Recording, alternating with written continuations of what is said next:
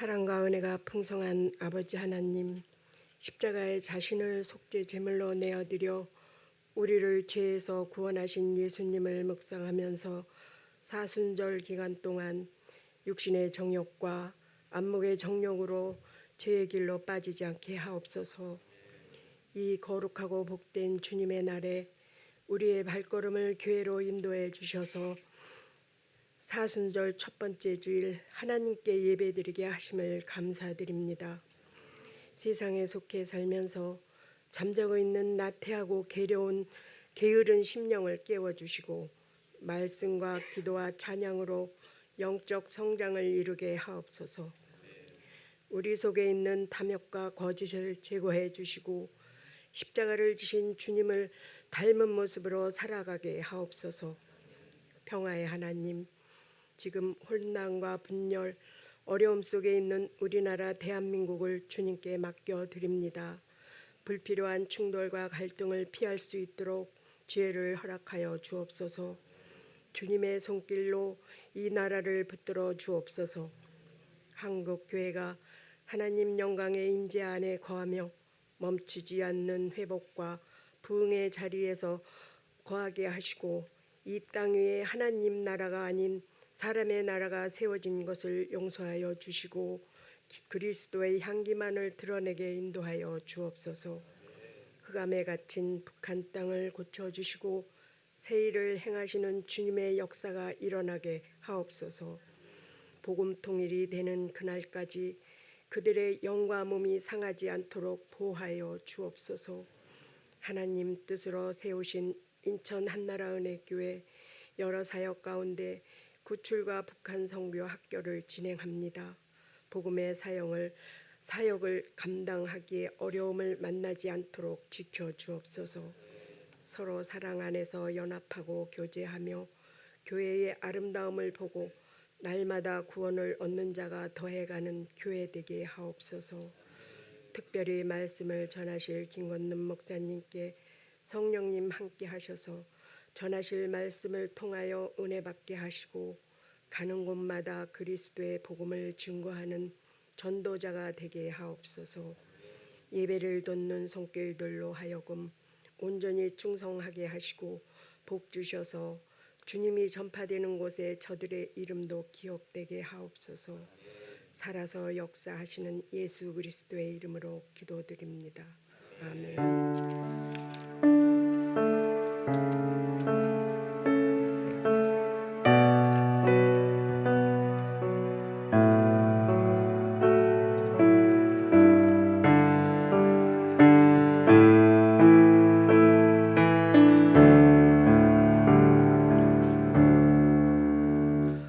오늘 은혜 받으실 말씀은 신명기 2장 4절에서 15절까지의 말씀입니다. 신명기 2장 4절에서 15절까지의 말씀입니다. 광야에서도 하나님의 자녀로 살라라는 말씀의 제목으로 김건능 담임 목사님께서 말씀 선포해 주실 때 큰 은혜 받으시기 바랍니다.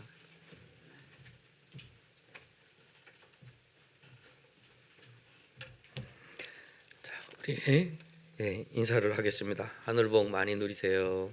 하늘 복 많이 누리세요. 2008년도에 저 몽골 중몽 국경에 한 무리의 우리 탈북민들이 한국으로 오기 위해서 여기저기서 모여서 지금 이동을 하고 있었습니다. 그럴 때 한 자매가 너무 힘들고 또 너무 긴장되고 하니까 도중에서 절도를 한 거예요. 쓰러진 거죠. 모든 사람들이 그 사람을 보면서 갈등을 해요. 어떻게 해야 되지? 이것을 빨리 벗어나야 되는데 벗어나지 못하면 언제 중국 공안이 덮쳐서 우리를 체포할지 모르는데 그런 갈등을 하다가 결국에는 대부분의 사람들이 그것을 이탈을 합니다.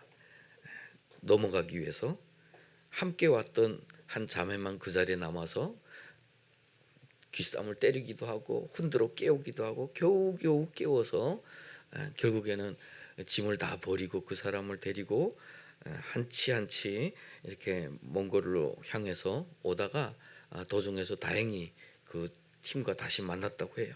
그래서 넘었다고 하는데 그것을 기억하는 사람은 늘 그런 생각을 해요. 그때 당시 우리가 쓰러졌을 때 다른 사람들은 다 우리를 버리고 갔다.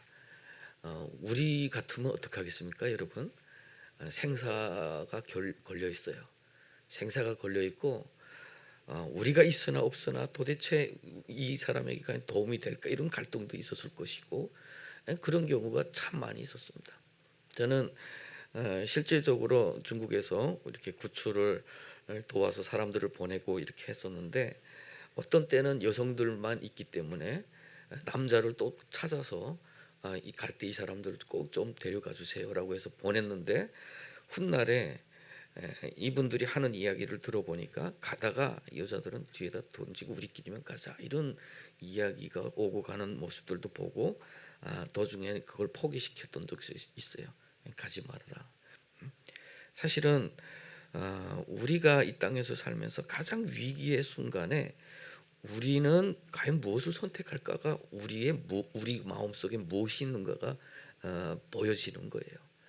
사실 우리뿐만이 아니죠. 갑작스러운 재난 가운데서 저 미국이라고 하는 부유하고 교육도 꽤나 많이 잘 받는 그런 땅에서도 허리케인이 지나가고 뭐 그런 재난 상황이 올 때 사람들은 마트를 들어가서 막 가지고 나오죠. 내가 먹고 살기 위한 것을. 사람들의 교육 수준이라든가 그들이 가지고 있는 어떤 문명이라고 하는 것은 인간이 견디기 힘든 어떤 그런 순간에 무너지는 경우가 허다합니다. 사실은 인류의 재앙은 외부로부터 오는 어떤 그런 재앙도 있지만 이 어둠의 시간에 인간의 잘못된 선택 때문에 오는 재앙이 사실은 더 많아요. 강제적으로 북송돼서 저 신어주, 저 뭐 회령, 뭐 원성, 청진 이런 것에 끌려간 사람들 가운데도 양육강식 다 같이 고생을 겪은 사람이지만 어린아이의 옷을 빼앗아 팔거나 뭐 그런 일들을 통해서 생존하고 그런 사람들은 또 오히려 괴로움을 당한 사람들은 또 얼마나 많을까라고 하는 거죠. 지금도 마찬가지입니다. 지금도 전쟁은 우크라이나와 러시아의 전쟁은 계속해서 진행되고 있고 모든 사람들이 전쟁은 멈췄으면 좋겠는데 누구와 협상을 할까라고 할 때 약자는 배제하는 어떤 그런 모습을 보면서 사람들이 마음속에 그래 이 세상은 여전히 양육강식의 세상인가? 라는 생각을 하기도 하죠. 사실 오늘 본문 말씀은 그런 의미의 말씀을 강조하고 있는 부분이 있어요. 시간적으로 보면 이 신명기가 기록될 때가 기원전 1300년도, 1400년도 이때예요.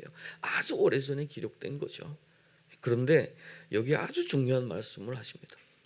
그리고 이 말씀이 어떻게 보면 1945년 2차 세계대전이 끝날 때에 유엔이 만들어지고 유엔에서 결정했던 여러 가지 규범이 이 정신이 숨겨져 있어요. 그 전에는 어떤 세상이었냐면 양육강식이죠.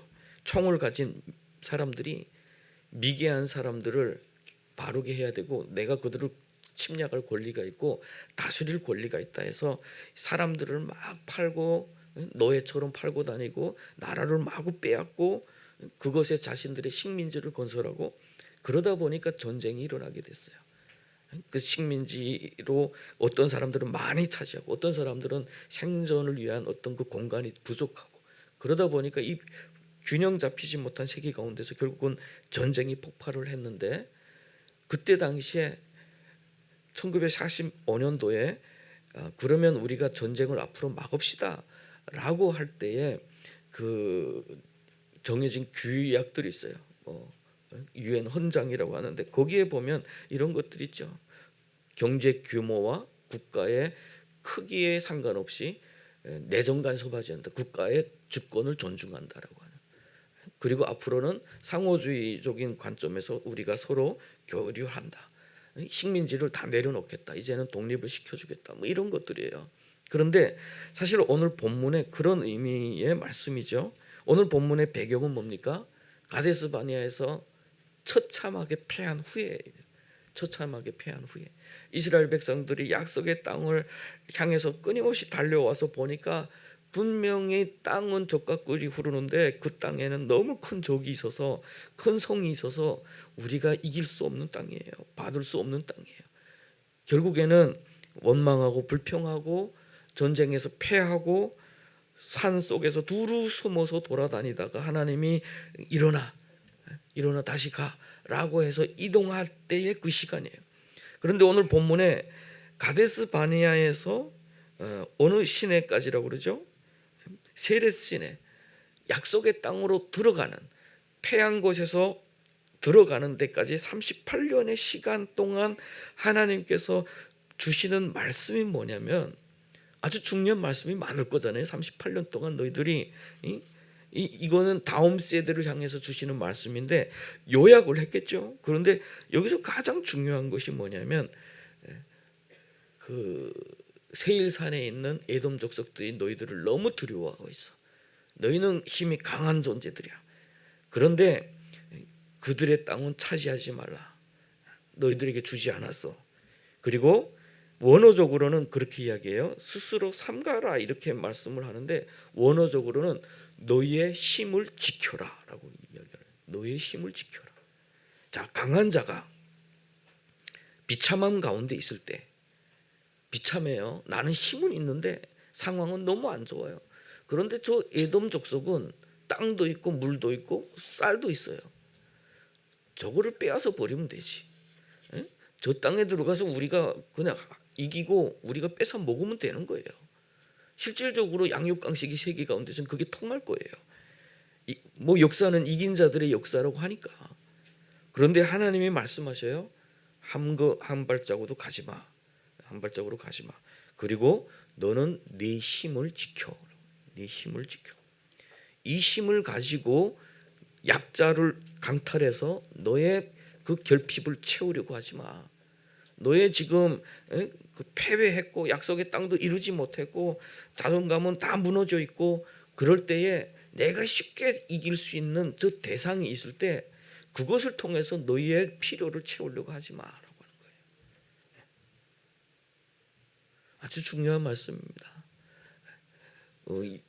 우리 성경에는 그런 이야기가 있어요. 아합 왕이 있는데 아주 악한 왕이라고 기록된 왕이에요. 그런데 실제 성경에 들여다보면 아합 왕은 착한 사람이에요. 실질적으로 그 성품은 좀 착해요. 하나님을 두려워할 줄도 알았어요. 그런데 이 왕이 왜 악하게 되냐면 한 번은 이런 일이 있었습니다. 적들이 지금 침략에 들어오는데 수많은 왕들이 연합해서 이스라엘을 침략하기 위해서 들어왔어요. 사신을 먼저 보냅니다. 야, 너한테 있는 금은 다 내 거야. 너한테 있는 이쁜 아내들과 자녀들은 다 내 거야. 라고 하니까 너무 강하잖아요. 적들이. 그러니까 시킵니다. 그 사신한테 그래 맞습니다. 내가 가진 거 다 줄 수 있습니다. 그러니까 다음 날 또 다시 보내요. 그러면 내일 이맘때 내가 가서 취할 거야. 그렇게 하고 나서 장로들을 모아놓고 내가 이렇게 할 수밖에 없었습니다라고 하니까 국가 지도자들이 그렇게 하지 마세요. 허락하지 마세요. 그리고 선지자가 나타납니다. 하나님께서 너희들 앞에서 저들을 멸망시켜서 내가 하나님인 줄 너희가 알리라라고 했어요. 그리고 나서 정말 하나님께서 승리의 길을 계속 주셨어요. 그런데 승리를 하니까 이 사람이 좀 교만해져서 베나다니라고 하는 왕을 사로잡았음에도 불구하고 결국은 제 멋대로 놔줍니다. 내보내줘요. 아주 꿀조약. 내가 나에 있는 이 땅을 줄게요. 우리 도시에 와서 당신의 이름으로 거리도 만들어 주세요. 막 이런 좋은 조건을 제시하니까 그래 그 조건으로 내 너를 놓아주마.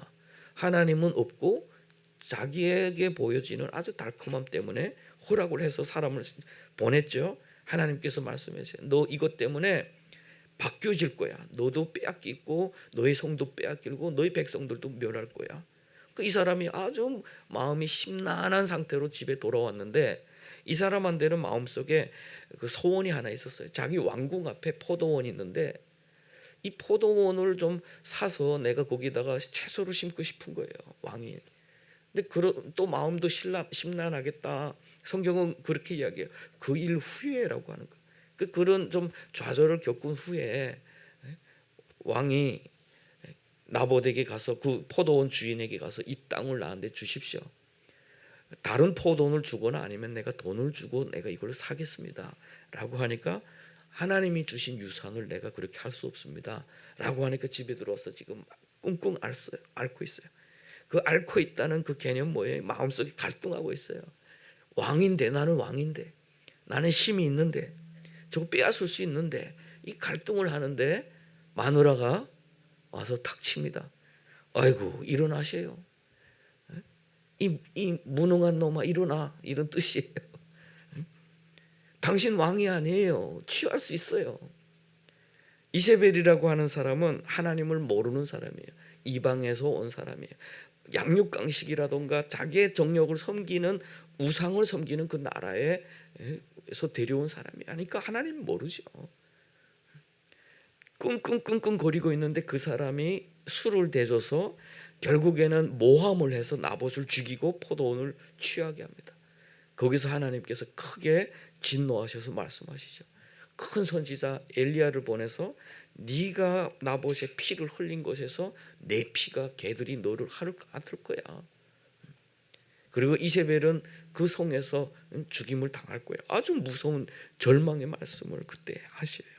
그때 성경이 뭐라고 이야기를 했냐면 아합처럼 이렇게 나쁜 일을 자기를 팔아서 악행을 저지른 사람이 없었다라고 평가가 그래요. 아합처럼 여호와의 눈앞에서 자기를 판 자가 없었으니 이는 이세벨이 충동을 받았습니다. 이렇게 성경은 이야기해요. 뭐예요? 자기를 팔았다. 하나님이 말씀에 너의 힘을 지키라고 하는 그런 어떤 하늘의 원리, 하늘의 그 말씀을 결국은 지키지 않고 팔아버렸다는 거예요. 자기의 욕망에 팔아버리고 자기가 가지고 싶은 어떤 그런 그 마음에 결국은 자기 신앙을 다 팔아버렸다. 그것이 악이었다라고 하는 거예요. 악이었다. 악이라는 게 단순히 뭐 우리가 누구를 때리고 그것이 아니라 어떻게 보면 하나님께서 지키라고 하는, 어떻게 보면 내가 내 힘을 가지고 빼앗을 수 있는 것도 하나님 때문에 하지 않는. 그래서 우리가 오늘날 세계를 바라보면 이러한, 그런데 아주 미묘하게 그것을 볼 수가 있어요. 우리 유엔이라고 하는 이 오늘날까지 그래도 이 국제 질서를 지켜준 유엔이 만들어진 배경과 그 유엔의 헌장과 그리고 거기에 들어가는 내용들에서 많은 역할을 한 나라가 미국이라고 하는 나라예요. 미국이라고 한 나라가 그들이 가지고 있는 기독교적인 어떤 그런 가치, 그들이 가지고 있는 그 기독교적인 가치가 결국은 국제사회에 얼마나 많은 영향을 주고 있었느냐라고 하는 거죠. 국가도 마찬가지고 개인도 마찬가지예요. 기독교적인 예수를 믿는 사람들은, 하나님을 섬기는 사람들은 이 땅 가운데서 그리스도의 향기를 낸다라고 하는 것은 바로 그런 의미예요. 우리가 하는 행위, 우리가 세우는 계획, 우리가 일하는 방식, 모든 것에서 하나님이 원하시는, 하나님이 이 땅 가운데서 우리를 통해서 하고자 하시는 일들이 나도 모르게 그렇게 이루어지도록 하나님 안에 있으면, 그렇게 하나님께서 우리를 사용하신다라고 하는 것이죠. 우리가 돌이켜 보면 그런 것 같아요. 우리는 누구를 원망합니다. 저 독재자를 원망하기도 하고, 그리고 또 뭐 그런 독재를 만들어내고 집행하는 자들, 그 악행하는 자들을 원망하기도 해요. 그렇지만 우리의 삶을 돌이켜 볼 때 우리는 과연 그들보다 선하냐라고 하는 거죠. 우리는 우리보다 약한 사람에게 정말 우리의 힘을 지키면서 그들에게 도와줬느냐, 모범을 보였느냐. 위기의 상황 가운데서 나는 나를 지키기 위해서, 나만을 지키기 위해서 다른 사람을 포기한 적은 없느냐라고 하는 것들을 돌이켜 보면 우리도 연약한 죄인인 것을 알 수가 있죠. 얼마 전에도 구출해서 이동하는 자매들 가운데 정말 심장, 그 자매는 정말 우려가 되는, 참 기도할 때마다 그 자매의 얼굴이 계속 떠오르는데 특별한 것 같아요. 그 자매를 특별히 저한테 보여주신 이유가, 하나님께서 2021년도에 전화 와서 살려달라고 그렇게 그때는 코로나 때문에 우리가 중국에서 도와줄 수 있는 상황이 아니었죠. 이미 자녀들을 키우기 위해서 자기가 정말 참고 그 억압과 핍박과 멸시와 천대를 다 견디면서도 그 아기를 키우겠다고 그렇게 참고 살아와서 이제는 애는 어느 정도 컸으니까 나 좀 살려주세요라고 하는 그 절규, 그때 저는 할 수 없었죠. 도와줄 수 없었어요. 근데 이번에 가서 만나보니까 그 자매였던 거예요. 그런데 심장도 안 좋고 항상 그 억압 속에서 다른 사람의 눈치를 보고 있고, 암 말기 환자처럼 뼈밖에 안 남아 있었고, 그런데 버스를 타고 이동하던 중에 심장이 아프다고 막 그러니까 같이 탄 사람들이 막 너 왜 같이 탔어? 응? 막 이런 이야기를 들으니까 누구의 잘못이라고 말하기도 어려워요. 사실은 누구나 이 길은 어려운 길이고 위험한 길이에요. 한 사람 때문에 다른 사람이 다 누구를 원망하는 건 아니에요. 그렇지만 우리 가운데 그런 마음들이 다 있다는 거예요. 우리 모두에게 다 그런 마음이 있다는 거죠. 오늘 본문에서는 하나님께서 그런 말씀하시는 거예요. 너희들 광야에 살지만 너희들은 필요한 것이 참 많지만, 그렇지만 하나님의 말씀을 지켜라라고 하는 거예요. 하나님의 말씀을 지켜. 그래서 너의 힘을 지켜라. 너희들이 가지고 있는 그 욕구, 채우고자 하는 그것들을 지켜라라고 하는 거예요. 사실은 성경은 여기서 다루진 않지만 민수기 20장에 보면 그런 이야기가 있어요. 에돔 땅에 갔어요. 물이 없잖아요. 에돔 족속에게 말합니다. 나 이곳 지나갈게요. 길을 에돌라 가야 되니까 당신네 땅으로 좀 지나갈게요. 우리가 절대로 당신네를 침범하지 않겠습니다. 물도 사 먹겠습니다. 그런데 이 나라에서 막아요. 그것도 안 돼. 못 지나가요. 내가 칼을 가지고 가서 막을 거예요. 얼마나 그 갈등이 있었을까? 여러분 생각해 보세요. 야, 잘 됐다. 난 너희들 존중하고 싶은데 너희들이 칼 가지고 와? 한 번에 해버리고 다 뺏을 수도 있죠. 그런데 이 사람들은 길을 에돌아갑니다. 이스라엘 백성들이 마음이 힘들었다고 그래요. 그 길을 우회하는 것으로 인해서 이스라엘 백성들이 너무 힘들었어요. 왜냐? 야, 또 만나를 먹어야 돼. 에돔 땅에 들어가서 좀 쌀밥 좀 먹어보자고, 빵 좀 먹어보자고, 뭐 이런 기대가 있었는데 못 온다고 하니까 돌아가면서 야, 또 만나 먹어야 돼. 야, 또 이렇게 또 먼 길을 가야 돼. 야, 우리한테 힘이 있는데 저놈들 치지 않고 우리 이렇게 돌아가야 되는 거야. 여기서 불평이 생기고 원망이 생겨서 결국에는 불뱀 사건이 생기는 거예요. 이 불뱀 사건이 에돔 사람들 때문에 생겼어요. 민수기. 그런데 성경은 뭐라고 해요? 지켜라라고 해요. 지켜라. 그래도 지켜라. 여러분, 하나님의 말씀에 순종할 줄 아는 저 여러분 되시기를 바랍니다. 그것 때문에 대가를 지불할 수 있어요. 길도 애돌 수 있고요. 금방 해결할 수 있는 문제도 해결하지 못할 수도 있어요. 그런데 하나님은 이어서 어떤 말씀을 하시냐면, 내가 너희들에게 40년을 인도해서 너희들에게 부족함이 없었지 않느냐라는 이야기. 채우시는 분은 우리 하나님이시다라는 거죠. 채우시는 분은, 너희 필요를 채우시는 분은 나야.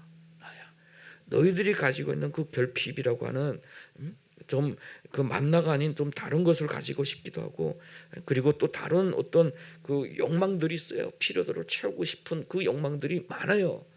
우리 여기 많죠. 자본주의 사회에서 이렇게도 살고 싶고 저렇게도 살고 싶고, 남보다 좀 폼나게 좀 살고 싶고, 이런 것들이 참 많은데 돌이켜보면 그게 다 필요는 없어요. 돌이켜보면 그게 무슨 소용이 있겠습니까? 우리는 이 결핍이라고 하는 시대 가운데서 그것에 매여서 나 과거에 가난했기 때문에 잘 살아야 하고 나 옛날에 사랑을 못 받았기 때문에 누군가의 어떤 그 사랑을 받아야 되고 이 결핍에 쌓여서 결국은 그것의 노예처럼 살아가는 사람들이 정말 많아요.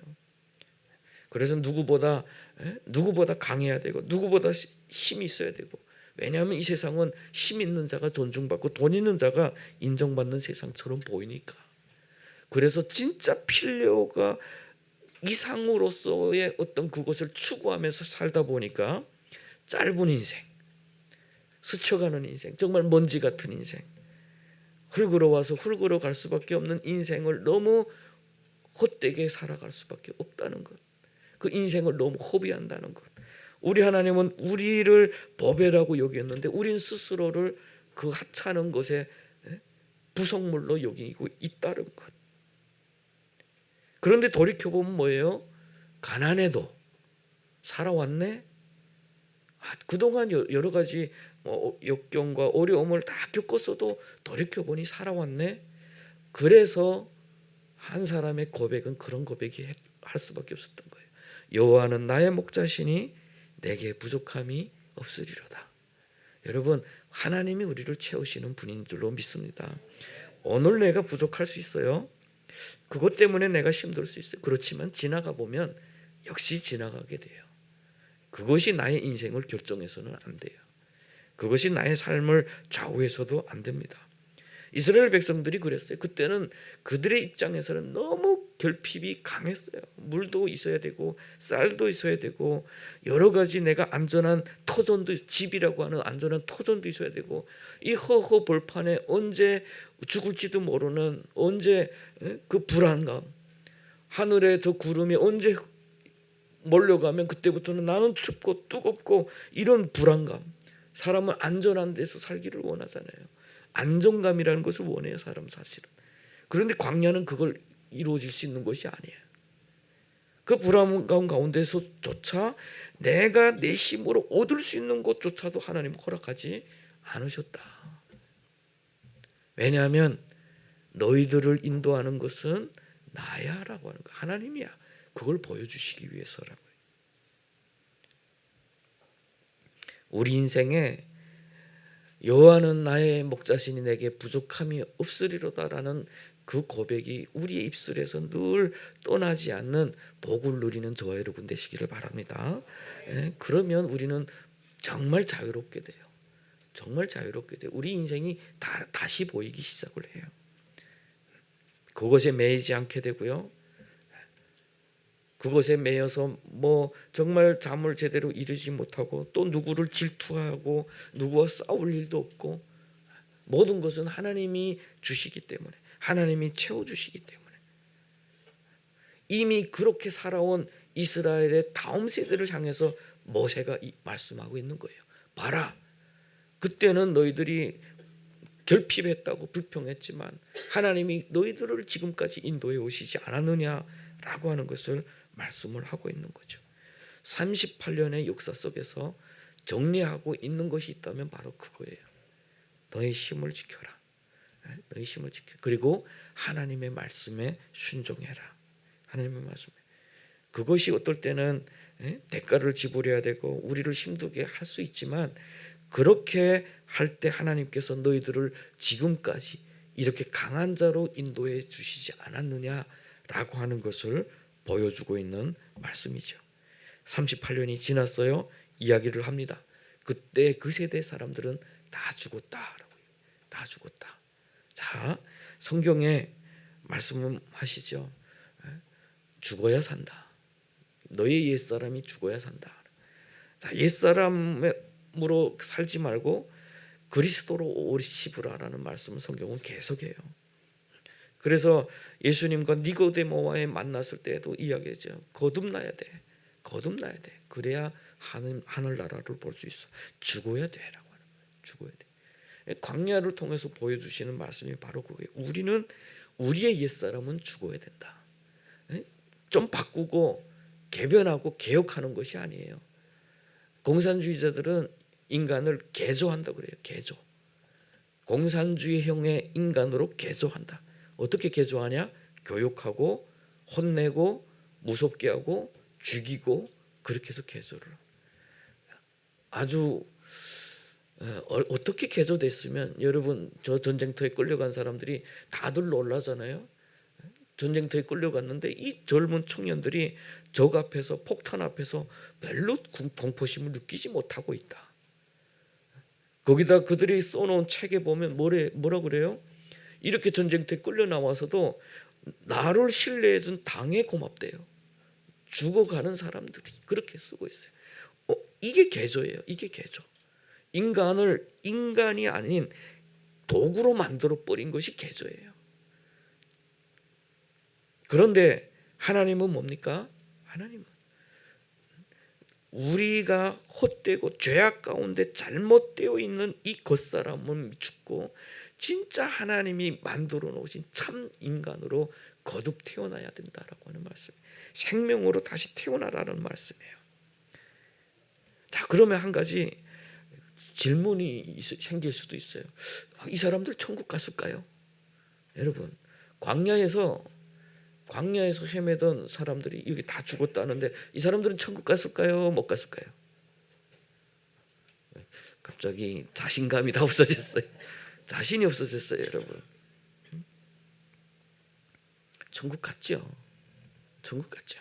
하나님은 이들을 내 백성이라고 불렀어요. 하나님의 부르심에는 후회하심이 없다.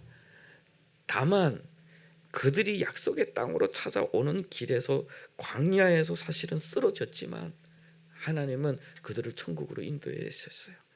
왜냐하면 모세도 이 광야에서 쓰러졌거든요. 광야에서 어떻게 보면 하나님이 모세와 아론을 광야에서 쓰러지게 하신 이유가 있어요. 함께 나온 너의 백성들과 같이, 그들과 같이. 그리고 예수님의 그 영광의 산상에서 모세가 나타나죠. 모세가 결국에는 이들은 다 하나님의 품에 안겼을 거예요. 그렇지만 그들에게 살아있는 다음 세대에게 가르쳐주고 있는 그 피의 교훈이라는 게 있어요. 그것은 뭐냐? 우리의 오늘 기도에도 계속 말씀하셨는데 육신의 정욕과 안목의 정욕과 이생의 자랑이라고 하는 인간의 죄로 만들어진 이 겉사람, 하나님을 떠남으로 인해서 우리가 지금 쓰고 있는 이 겉사람, 죄의 노예가 된 사람, 이런 사람은 죽어야 된다라고 하는 거죠. 자, 내가 한번 그렇게 한번 결단하시면 좋을 것 같아요. 내가 할 수 있는 것, 내가 이 사람 거는 빼앗을 수 있을 것 같고, 내 선택으로 인해서 나만 저 사람의 죽고 사는 것은 내가 관여 안 하고 나만 살 수 있을 것 같고 라고 이런 생각, 이런 갈등이 들 때마다 한번 마음속에 그래, 이런 나는 죽고 그리스도 안에서 그리스도로 옷 입은 내가 다시 살았다라고 하는 그런 고백을 잠깐씩이라도 하면 놀라운 선택을 여러분 모르게도 하게 될 거예요. 그것이 힘입니다. 그것이 빛입니다. 그것이 소금이 되어야 하고요. 그럴 때에 이 시대는 지금보다 조금 더 나은 시대, 치열한 경쟁과 누군가를 끊임없이 짓밟아야 되는 이 치열한 환경 가운데서 누군가를 위해서, 누군가가 잘 되는 것을 박수 쳐줄 수 있는, 그리고 누군가를 위해서 기도해 줄 수 있는, 그리고 함께 연합해서 정말 주님의 거룩한 몸된 교회를 이 땅 가운데 여기저기 잘 세워갈 수 있는 그런 크리스천으로 하나님께서 우리를 사용하는 그 모습을 한번 경험하게 된다라고 하는 것이죠. 우리는 아직까지 할 일이 많습니다. 해야 될 일도 많고 하나님께서 우리에게 주신 그런 사명들도 많아요. 그런데 일보다 먼저 하나님의 말씀 앞에서 깊이 그 하나님을 아는 시간이 필요한 것 같아요.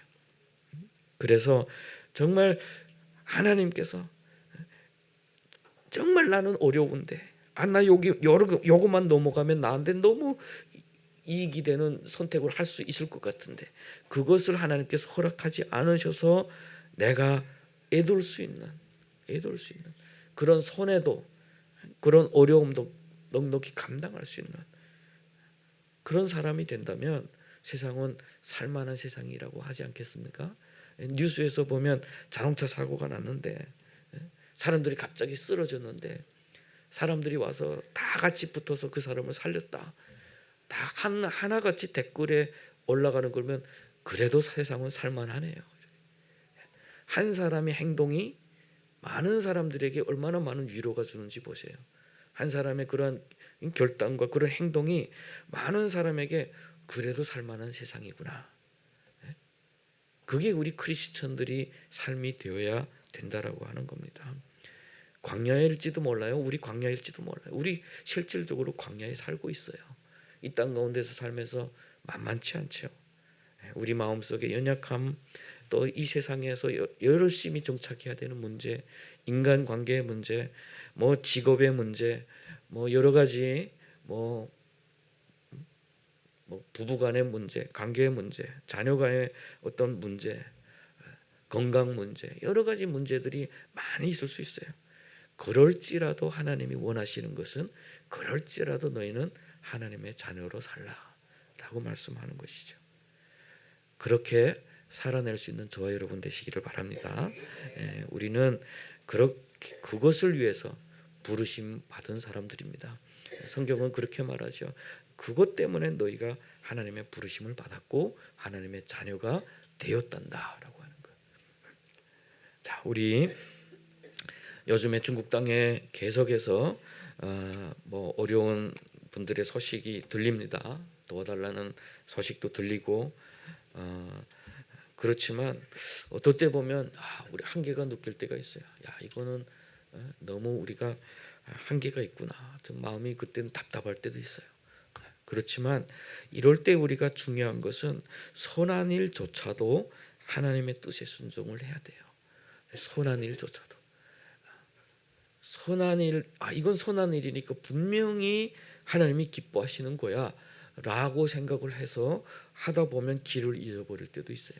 이것조차도 하나님과 동행하는 그 가운데 인도하심 가운데 이렇게 하나하나 해나갈 때 비로소 우리는 하늘의 그 영광 가운데서 하나님이 영광 받으시는 것을 경험하게 되고 영원히 살아나는 것을 경험이 되고 많은 사람들이 하나님이 하셨어라고 하는 것을 고백되어지는 것을 경험하게 된다는 것이죠. 우리 눈에는 힘들어요. 어떻게 보면 우리 눈에는 저들을 빨리 돕는 것이 우리의 마음속의 소원이에요. 강한 어떤 그런 생각이에요. 그렇지만 이것조차도 지키자. 이것조차도 지키자. 그래서 하나님께서 일하시는 것을 우리 함께 경험할 수 있는 우리 교회. 그래서 모든 우리 성도님들 한 사람 한 사람이 우리 하나님께서 이렇게 일하시는 것을 보면서 우리 예수 믿고 예수님과 함께 살아가는 것이 얼마나 행복한지를 누리면서 살아갈 수 있는 은혜를 입기를 바랍니다. 기도하겠습니다.